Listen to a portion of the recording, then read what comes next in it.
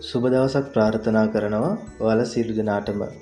අද අපි කතා කරන්නේ මොංගෝලියානු සංස්කෘතිය පිළිබඳව. මොංගෝලියානු සංස්කෘතිය මධ්‍යම ආසියාවේ විශාලතම පඩිපෙළ ලෙස හඳුන්වයි. කටුක දේශගුණයෙන් හැඩගැසුණු සංචාරක සම්ප්‍රදායන් තුළ ගැඹුරින් මුල් වෙස ඇත. පවුල සහ ආගන්තුක සත්කාරය කේන්ද්‍රීය වටිනාකම් වේ. අමුත්තන් උණුසුම් ලෙස පිළිගනු ලැබේ. බොහෝ විට කිරි, තේ සහ බුස්, තැඹු, ඩම්ප්ලින් වැනි සාම්ප්‍රදායික ආහාර සමග අතේ ගෙන යා හැකි වටකුරු කූඩාරමක් ඔවුන් නිතර භාවිත කරයි. මොංගෝලියානු ඔරොත්තු දීමේ හැකියාව සහ සොබාදහම සමග සමගිය සංකේතවත් කරයි. මොංගෝලියානුවන්ට අශ්වයන්ගේ ජාතිය අසරුවන්ගේ ජාතිය ලෙස හඳුන්වයි.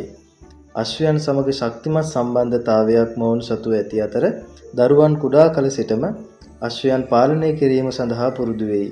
සාම්ප්‍රදායික සංගීතයේ අද්විතීය ගායන කලාවක් වන අශ්වහිස වයලීනය සහ උගුර ගායනය ඇතුළත් වේ. ජාතික උත්සවය වෙන නාඩම්, මල්ලෝපර, දුනු ශිල්පය සහ අශ්ව ධාවනය පුරුෂ ක්‍රීඩා තුන් ලෙස හඳුන්වයි. බුදුදහම පුරාණ ශැමනිස්ටික් විශ්වාසයන් සමග මිශ්‍ර වී චාරිත්‍ර වාරිත්‍ර සහ ආධ්‍යාත්මික ජීවිතයට බලපෑම් කරයි. මෑතකදී පුනර්ජීවනය කරන ලද මොංගෝලියානු අක්ෂර මාලාව සංස්කෘතික උරුමය පිළිබඳ ආඩම්බරයක් පෙන්눔 කරයි. නූතන නගර වර්ධනය වෙමින් පැවතුනද මොංගෝලියාවෙහි භාෂාව, සම්ප්‍රදායන් සහ සොබාදහම කෙරෙහි ගැඹුරු ගෞරවය තුළින් එහි අනන්‍යතාවය ආරක්ෂා කරයි.